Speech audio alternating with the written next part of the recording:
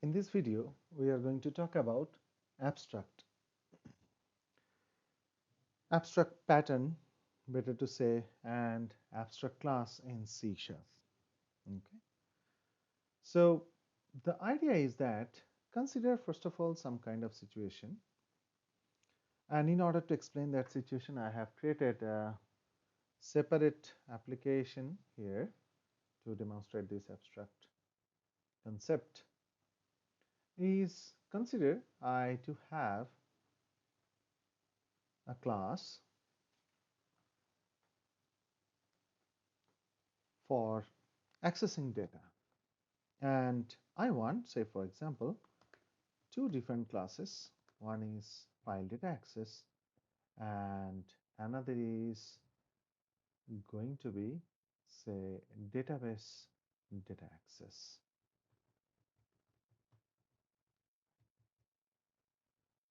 I'm adding these class files as part of the same console application. In my last few videos, you have seen me using library.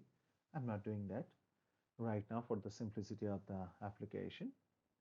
So file data access, this class is going to be responsible for accessing data or reading data from a file or writing data into a file. And the other class, database data access, is going to talk to a database and it's going to access data from that database or going to write data into database or do any other kind of crude operation, correct? So these database data access and the file data access internal functionality might be different as because there are two different types of data here, data source here. But ultimately at the end of the day, these two classes talk about the similar kind of functionalities. Those are reading the data, writing the data, etc. So what I decided that all these child classes should have the similar functionality. So why don't I create a base class by the name data access to provide uniformity amongst all the child classes. That means they should all behave in the same manner. They should have the similar facility to read, write data. But then internal implementation of those functionalities will be different. Now, you do understand that file data access does work in a slightly different way. It's about reading the and writing the data into a file. So in C#, there is a namespace separately that you should use in order to do that. That is system.io namespace, which will provide you different file related class. As for example, say I have a file somewhere in my application at the root directory. Say this is my new item and there's some kind of data might be there. So I'm going to just add a general file here, which is going to be a text file and say data.txt. Okay. So in this data.txt, I have some kind of data, say for example, some product data, one, and then say a laptop information, Dell XPS, and price is 1,30,000. Then there is another, say for example, HP ProBook. There is another laptop whose price is say around 78,000. Like this, some product details are stored. So file data access talks about reading the data from that file, and that technique is going to be different because you have to use certain classes from system.io namespace, like namely text reader, text writer. In forthcoming topics, you will be learning about it, how to access data, sorry, how to access a file, how to interact with the file, all kinds of file operation. Right now, just trying to mimic that and saying that in this file I have certain data and file data access would like to access that data, maybe read the data or write some data into that file. But that technique is going to be different from database data access because for this one, you really have to have a database like say SQL Server, MySQL, or Oracle, or MongoDB, or all these kind of databases, right? And these will contain the internal implementation of how to access data from databases for which you may need to learn ADO.NET or you need to learn entity framework, etc. But obviously the data access technique is going to be completely different here that compared to file data access. Anyway, but they should have the similar kind of functionality. Now in the data access class, I thought that I'll put certain functions. So for example, I just want data in the string format. So I said as method string get data. And sorry, forgot to mention the public access specifier. Let me add it and there it goes. So this is my method. which returns some kind of data. And my question is, I'm providing implementation right now, which is suppose I'm returning just a general string saying data, but then I want this functionality to be implemented in database data access as well as file data access. So let's start with file data access, and in order to get that, I have to inherit from data access class, which I did now, and then I must implement this method. And by the time you know that by virtue of by virtue of dynamic polymorphism, this base class method I should declare it with a virtual keyword so that in file data access I can go ahead and override. And easy thing to override is that you can use public, then say override keyword, then press spacebar, you will find which functions you can override. So this is some kind of code we are going to write here, and say for example for the time being I'm just returning file data, right? So it's not same as that of the previous one. And in case of database data access, quite similarly, I'm going to inherit from that class by the name data access, and then I avail this method get data over there too, and say I'm going to return here some kind of data that is database data. But wait, just return statement will not be there, right? There will be complete logic to say access data from a DB, whereas in this file data access you will have a complete logic to access data from file, isn't it? Now the fact is these two methods are going to be implemented completely different way. So the question comes, what should I write here in this method? Why should I provide a default code here when I know that complete code is going to be overridden in my child class and no one is going to use this method code?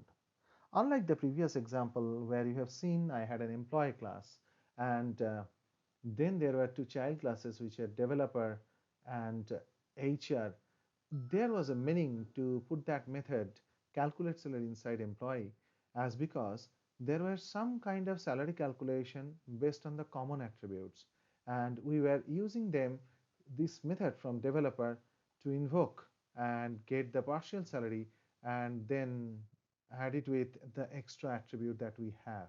That time I understood that employees calculate salary had a purpose, but right now this data access, the code that is there, I don't want it to be there, as because simply there is nothing to write. It's meaningless to write it over there, right? In that case, I just wanted a function to be declared so that everyone can take this method, but then can provide their completely different implementation whatsoever from one child class to another, and that's also different completely from the parent class. So it doesn't make any sense to provide an implementation of that function in the base class itself, is not it, right? So what I'm going to do is that's where the question comes. If you do not want to write the method or function body, you just want to declare it because you want all the child classes must have the similar functionality, but their implementation will be completely different. Then we take help of a pattern known as abstract pattern. What is abstract pattern exactly? Abstract pattern talks about in a class there might be certain functionality which we need only for the inheritance purpose, because we want uniformity in each and every child class, and each and every child class should behave in the same manner, but we do not want implementation in the base. Rather, we want these methods to be taken and implemented in individual child classes in their own way completely. In that place, what will happen, since you are not providing any functional body for this particular function, so by creating this classes instance, if you try to call this method, there will be a problem in runtime, because since there is no function body, so in the stack memory there will be no memory block allocation for its local variables, etc. That is where when we declare these methods and abstract in C# that is done via abstract keyword, in C++ and all those we have got pure virtual method. Abstract is quite like that. It's a pure virtual method which must be implemented. Remember, I told you earlier also that a virtual keyword does not force you to implement the function. That means override that function in child class. If this is virtual, it's completely up to you whether you would like to override it in your child class or not, isn't it? So we have decided to override, we use the override keyword. But here in this context, if I declare the method as an abstract, you any child class that you create, you must implement the function by overriding it. You don't have any option here. You must implement this function. Okay, this is what is kind of a forcing you that you must inherit as well as provide implementation too. That's what abstract does. By the way, an abstract functionality is declared using abstract keyword in C# without any function body. Side by side, you must make that class also abstract which contains this abstract functionality, because this class's object should not be created, because if I let you create, then what will happen is that you might end up calling this method, which might create a trouble as there is no function body here. So from the beginning, the idea is that this kind of classes which contain abstract pattern, abstract method, not abstract pattern, uh, those classes instances are not meant to be created. Main purpose of this class to use like a template, okay, like a top level class which contains all these functionalities, and if there is a shared data member, those things, and then child classes will take these functionalities and provide their own implementation. So that's why these classes instances are not meant to be created, and that's why we have declared them as an abstract. Now as a result, you cannot create the object of the class. Do you understand? Making them abstract is your choice, right? The idea of abstract is that these classes instances are not meant to be created, because that's what we don't want. We want actually to work with database data access class and file data access class practically. So no one is interested in this classes instance, except that we want certain members to be inherited, to be part of each and every child class, and then obviously implement those methods. Now, since we would like you to be restrained from creating this instance of the data access class, that's why an abstract keyword has been added with this class, so that it's a clear indication to the compiler and the runtime no one can ever create the instance of this class. So abstract keyword is kind of a side effect of using an abstract functionality inside a class. So you have to make this class abstract so that no one can create an instance. By the way, this is how an abstract method is declared. Now look at this. Your application has implemented them, and if you wanted, then go ahead in your class program in the main function, you create say database data access and declare a variable of that, and then create an instance. And similarly, say for example you want to create file data access, so file data access, another variable that you are declaring here, creating the object of file data access. Now say you have another function where you want to print data, and that's where you would like to pass any one of the instances at a time one. That's what. So you can declare a base class variable data access, because that's quite legal till now, as because it's just a variable, right? So still it's a base class and it's a variable that I have declared. I didn't create any instance here, so it's just a reference variable pointing to a reference. And now you can pass these references any point of time you want. So if I call print data, now I can pass here database data access, or another time when I call, I can pass file data access variable also, as because this is quite possible since this method has been declared with the base class, and base class being a base class variable, here it can store reference of any child class instance. So you can go ahead and call any of this method data access get data, and since virtual override is there, you might wonder why I'm saying virtual. Practically it's abstract override is there. Abstract is by default virtual behind the scene, that means it will be overridden, no doubt. You can get the data and happily can print it, correct? So there it goes, and this is how we run the application. I think I'm running my old application. So what I'll do is I'll set this abstract demo as a startup project and then run this application. Yeah, see, database data, file data.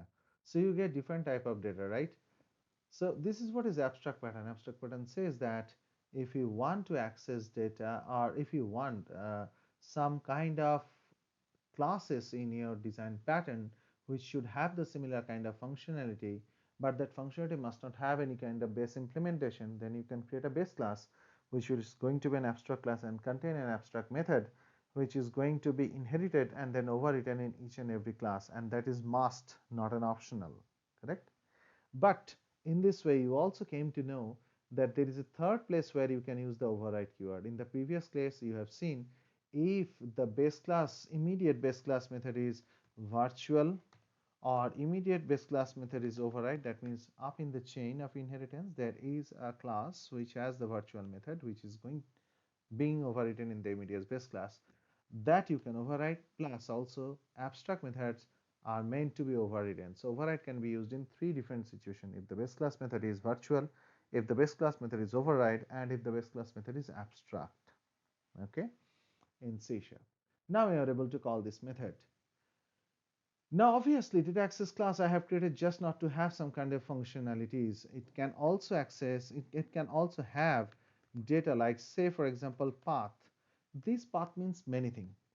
The path means many things in the sense, in case of file data access, this path data member, which I am going to declare as a protected, okay, so that everyone can inherit it.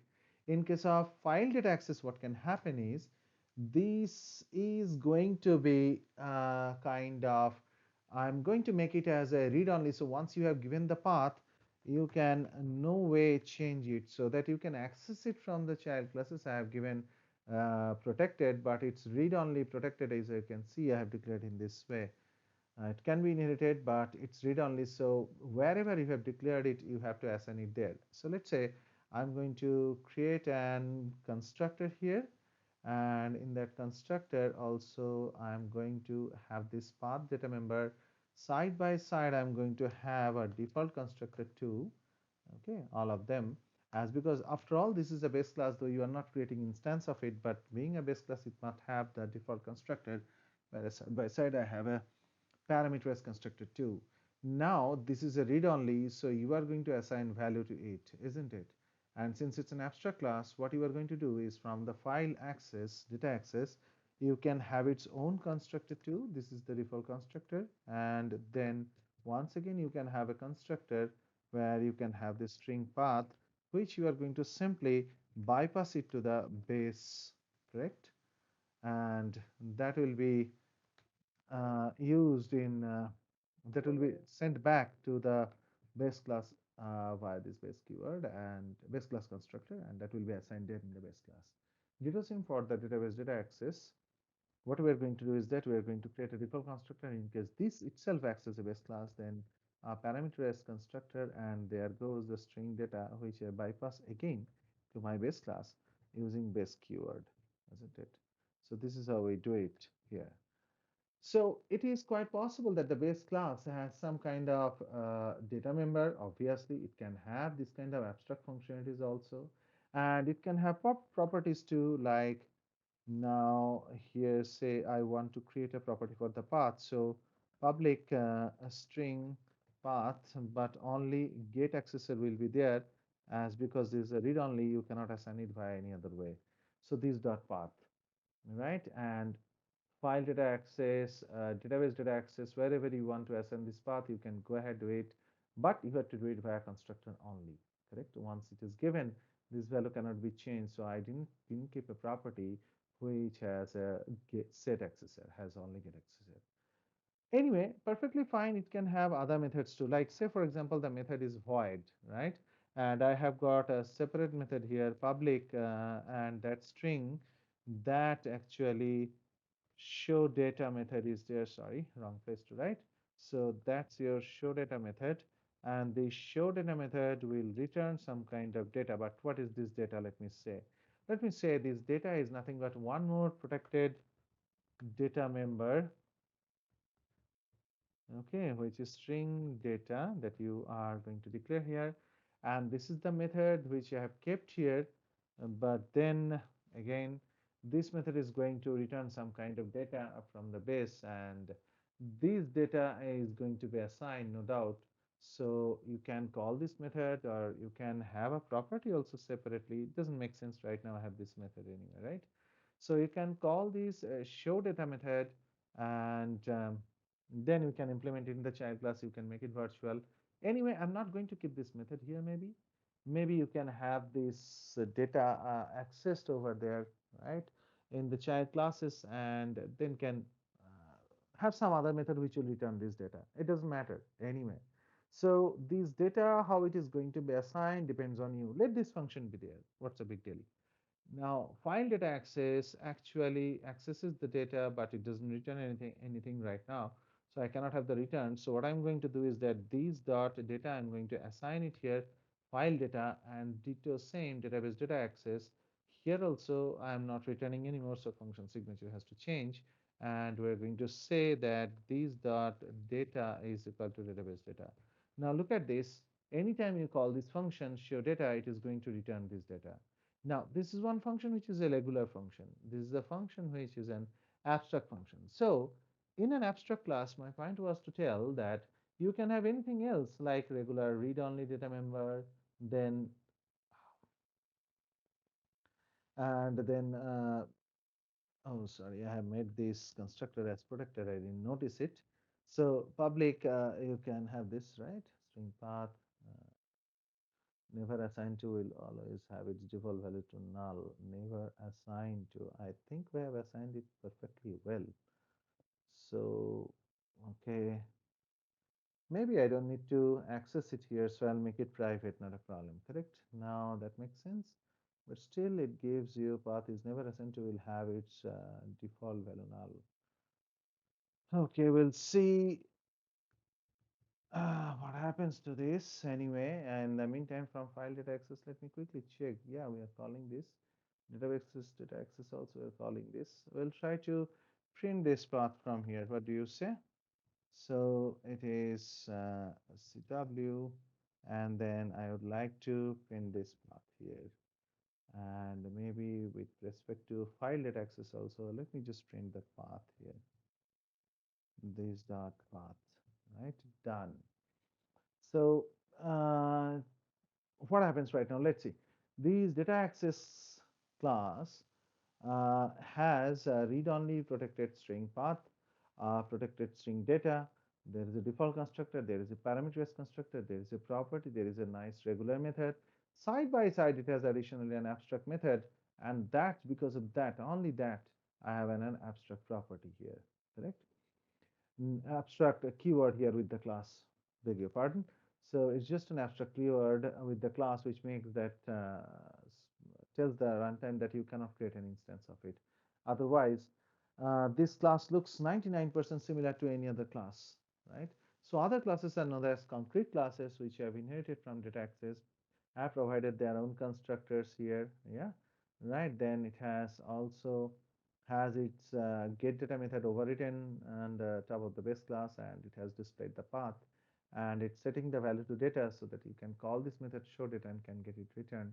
Database access also does the same job. Now let me move to that program.cs file. Let me see what we are going to do here. So for example, from the database access, I can give a path, and which is going to be, say, database name is, say, some product DB, and the server is nothing but 192.168.0.10. Suppose in this server there is a database, over there there is a product DB, and suppose say you are supposed to pass some kind of user ID and password, just imagining certain things. User ID is SA, password is SQL Server 2017, like this kind of, this is your path, this is your database path. Whereas in case of file, it's different. Suppose say here it is within this, so dot dot, sorry, my mistake. So dot dot slash, or say, where are you in this file data access? You are in the root directory itself. So it's at the same level. There is dot slash, you can mention in this way also. Okay, slash then data access, or you can just mention dot slash data dot txt, because it's at the same path at the root directory itself, correct? In this application. So this is what you are passing as a path. So when you go over there anyway, it doesn't return any data any further. So if you want to display the data, you have to call this method data access dot show data, which will return you the data right now. Just try to call different methods here, and that's your string data which you are printing here, isn't it?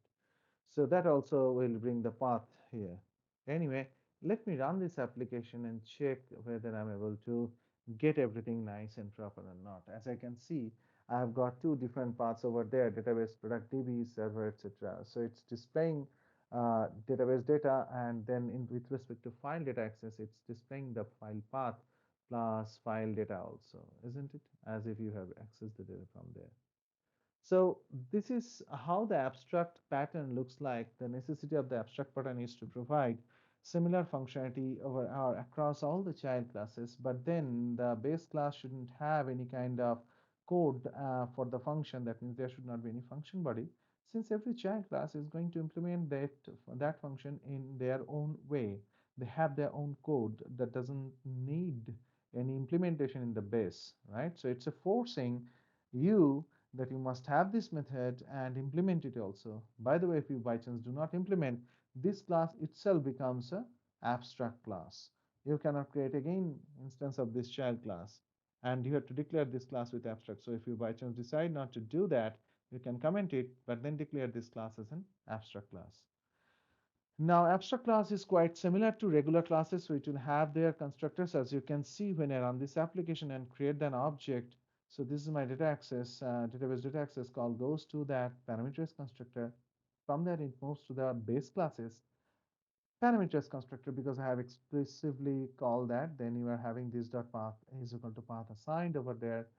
Then after that, again, you create a file data access, and as you can see, it moves to base classes constructor also. So one thing is quite proven is that constructor do not create the object. Constructor helps to assign the values to the data members, actually leaving the creation of the object in runtime. So right now they have been created. Now you're calling this method print data, passing the reference. And since you have got abstract override, nothing to worry about. Always child classes functionality will be called, and data access dot get data. Make sure you are calling get data method from the database data access class where the path is being displayed and also data is being set. Next, you are calling the show data method to get the data back, and you are printing, right? So again, similar for the file data access, you can see that you are calling file data accesses get data method, and you are setting the return means fetch the data to this data variable or data member, and then you are getting it back and you are displaying it, correct? So this is how it works. I just created this show data method, kind of unnecessary here at this point, but it was my point to make that apart from any other, I mean, suppose abstract method, any other method also can be placed inside any other regular method, regular properties, and then these constructors, the data members, and all those things. So the purpose of abstract was just to provide this functionality as part of each and every child class and let them get implemented their own way in each and every child class. Correct? Now, not only function can be abstract, also properties can also be abstract, as because any property is nothing but collection of setter and getter, which behind the scene have two different methods, right? So you can have some kind of property. Say for example, I'm just writing it here, doesn't make any sense as such. So say public, how you write an abstract property, that's what I just wanted to show you. Say for example, here, instead of this method show data, I'm going to change it. I'm not going to make it as a protected string data, and I'm not going to have this method. As for example, I'm just having a property here, and the property is going to be an abstract property. Say it returns a string and its property name is data. And you might wonder, most probably you have to end it here in this way with semicolon. Not exactly. You go inside and write the set and get accessor, but without any kind of functionality with get and set accessor. So this is how an abstract property can look like. So the two things that can be abstract is a method and a property. Data member cannot be abstract because they do not have any function body as such, right? Now, according to the change that I have made, I have to also adjust my other codes. File data access doesn't implement it.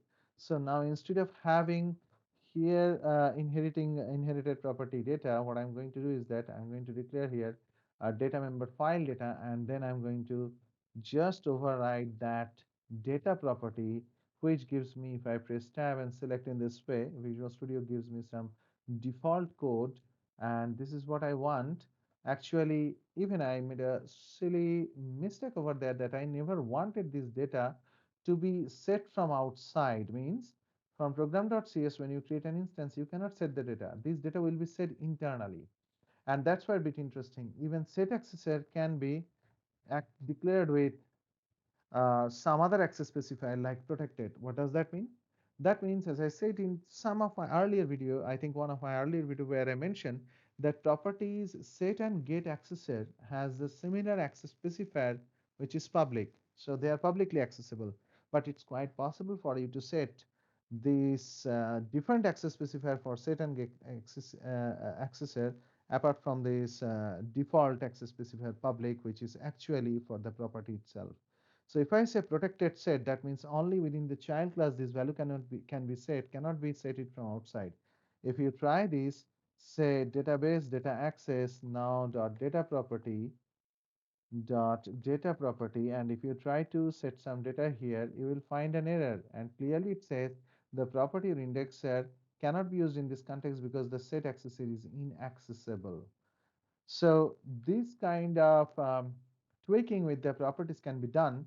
You say that it can be set only within the child class, and that makes sense. Only after you have accessed the data, then it can be done. So how I am going to do that is, we are going to set this file data is equal to value, and that's possible, I guess, as because it is written as a protected modifiers when overriding. You cannot change.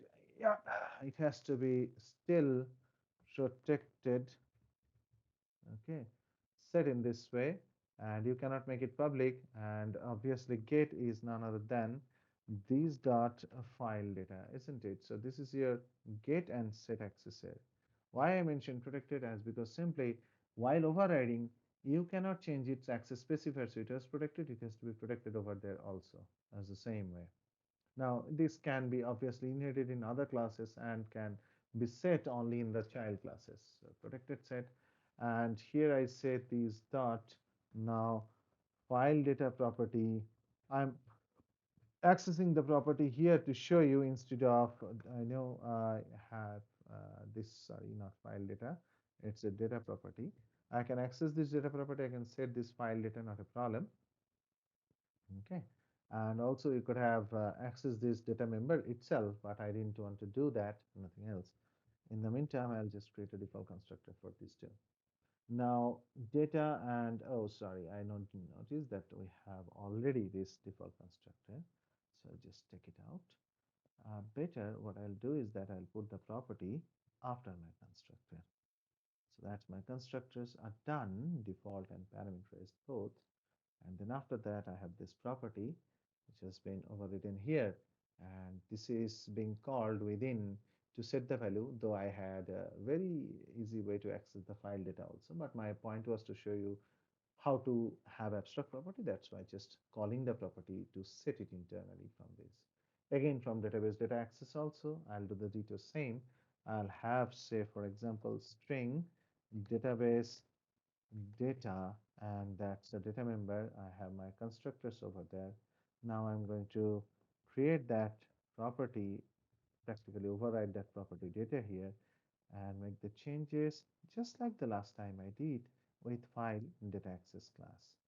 And there it goes, protected set.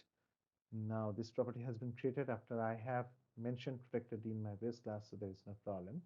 So here it is, these dot database data, it's going to return from here, and this is going to set the value to this dot database data, right? And it's equal to value.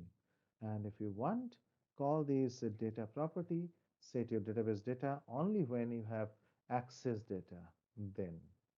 So this is how an overridden property looks like. This is how an abstract property looks like. As I said, it can have an abstract method, an abstract property, regular functions, whatever it is. So this is how an abstract class looks like at the end of the day. And this is how you are going to create instances. Obviously, here the last change that I'm going to make is that instead of calling this method, I'm just going to access my property, which is data access dot data property, which you can call only to get the data back, just like show data function, but you cannot set the value from outside, can be set only internally inside the child classes. Let's run this application and check everything is okay or fine. Right, everything is working as usual, as expected. So this is what is abstract class. Remember these little rules that I have discussed with you, and all ifs and buts about the abstract class, how to declare, how to um, use abstract keyword with your classes, what will happen if the child class does not implement one of the abstract member. So this each and every child class bound to implement every abstract member, otherwise it will become an abstract class. So with this, let me finish this abstract demo and hope you have understood it. In another video, we're going to talk about interface.